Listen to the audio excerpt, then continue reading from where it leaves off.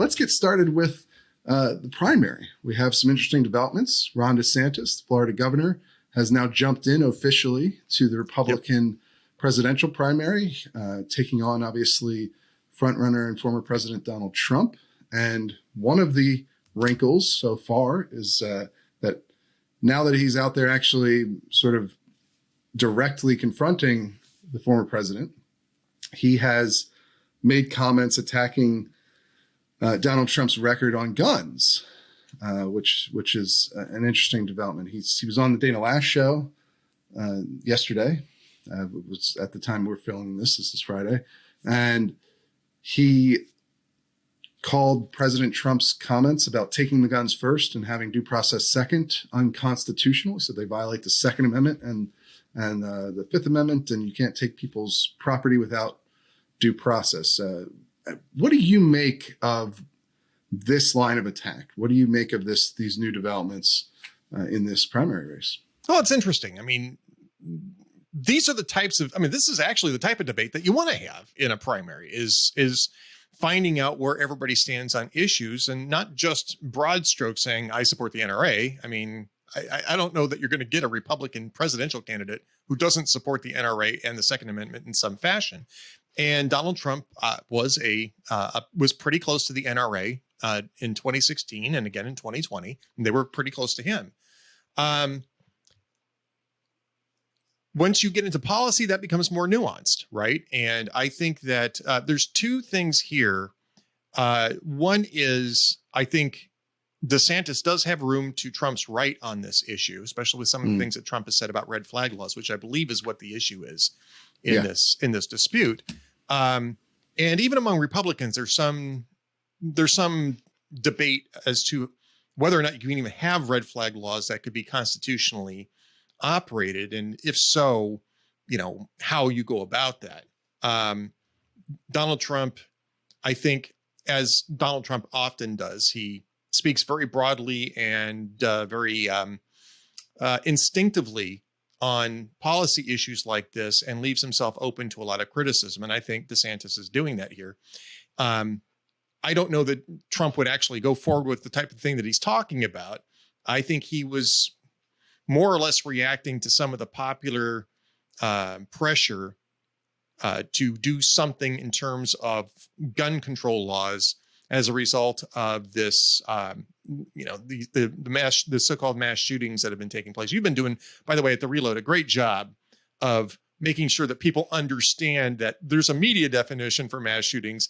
Then there is a much narrower legal definition of mass shootings, as the FBI uses, and that all of these things are really secondary to the fact that there's a mental health crisis going on. And that's the real issue, which is what the red flag laws are at least intended to address. They're intended to address a mental health issue. And I'm not even sure where I land on this. I'd like to think that you could do this because I think that people who have demonstrated mental health issues probably shouldn't have access to firearms. But you have to make sure that they've actually been adjudicated in some fashion, because you can't just deny constitutional rights to somebody just because there's an accusation of some sort of deficiency. Right. And so let's just real quick recap some of the context, right? Right. So Trump's comments came in 2018 after the Parkland shooting. They came during, he had this televised meeting with lawmakers from both sides of the aisle, and they were discussing red flag laws, like you're talking about there. And here's exactly what he said.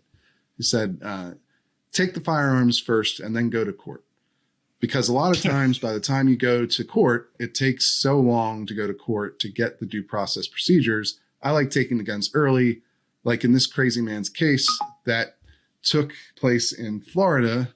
He had a lot of firearms. They saw everything. To go to court would have taken a long time. So you could do exactly what you're saying. He's talking to Mike Pence in this clip, or this quote. But take the guns first, go through due process second. And so that's what Trump said. Yep. He said a number of other things in that meeting as well that upset a lot of gun rights advocates. But and then this was DeSantis's response to it. He said, quote, "That's unconstitutional. It violates the Second Amendment, but I think even more important, it violates the Fifth Amendment. I think he might be talking about the Fourth Amendment. I think he's talking about the Fourth Amendment. Yeah.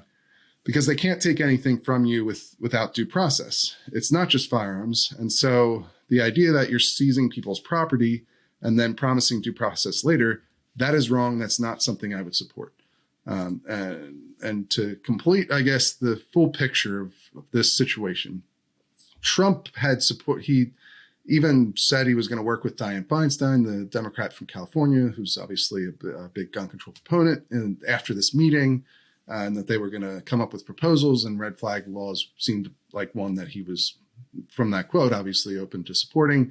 That all fell apart. He didn't actually go through with trying to pass a law, but that was largely because of the first impeachment, which happened right after this, and sort of blew up any chance of passing a bipartisan gun bill that included any of these policies.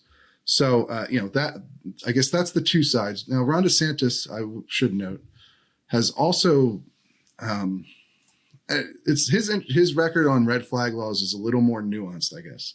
Right. He's certainly less supportive, I would say. He did. So Florida has a red flag law as a result of the same shooting, Parkland. But DeSantis wasn't governor at the time. He's not the one who signed.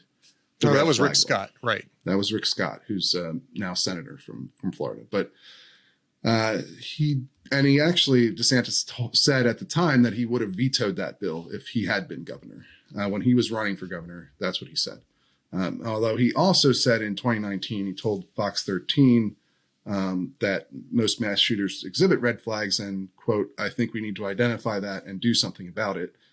Whether that's support for a red flag law is, I guess, a little less clear. Yeah, there's a couple different ways that you can read that. That's sort of the background. Yeah. I mean, he's correct. It's unconstitutional to seize property without due process.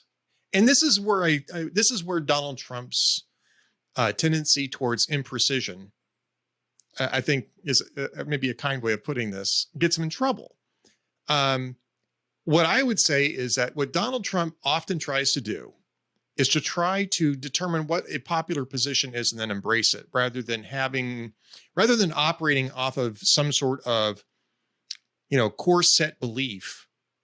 And I think what he saw in the Parkland shooting was, oh, there's a bunch of people who are angry over this. There's a bunch of people who are saying that you got to do something. And his instinct is to use power to do something, right? Right. Whereas the Constitution is set up to restrict that impulse, very much restrict that impulse. And Trump is the reason why that those things exist in the Constitution, because it can be very popular to do exactly what Trump said he was going to do. It would have been very popular to say, all right, just screw it. Just, what's the old joke with, kill them all and let God sort them out, in terms of military strategy sort of thing. That's sort of that